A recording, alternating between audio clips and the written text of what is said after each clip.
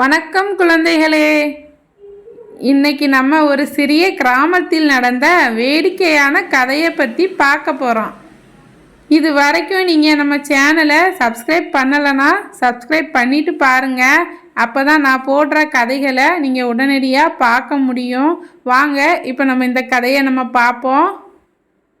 மொட்டை மாமா மற்றும் விக்கி குரங்கு. ஒரு கிராமத்தில் மொட்டை மாமா என்ற ஒருவர் வாழ்ந்து வந்தார். அவருக்கு எப்போதும் சாப்பாடு மட்டும்தான். ஒரு நாள் மொட்டை மாமா தன் தோட்டத்தில் பழுத்த மஞ்சள் வாழைப்பழங்களை பார்த்தார்.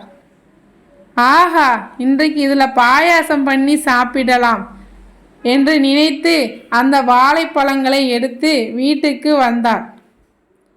அதை வெளியில் வைத்துவிட்டு அவர் வீட்டுக்குள் சென்று பால் எடுக்க போனார்.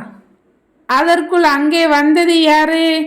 அங்கிருந்த விக்கி குரங்கு.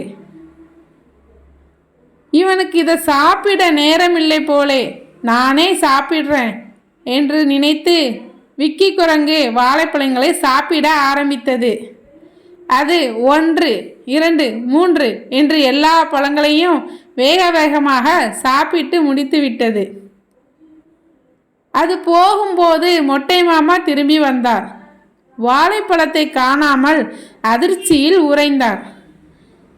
ஐயையோ, என் வாழைப்பழம் எங்கே போச்சு என்று பதறினார். அதற்குள் விக்கி குரங்கு மரத்தில் இருந்து சிரித்து கொண்டிருந்தது.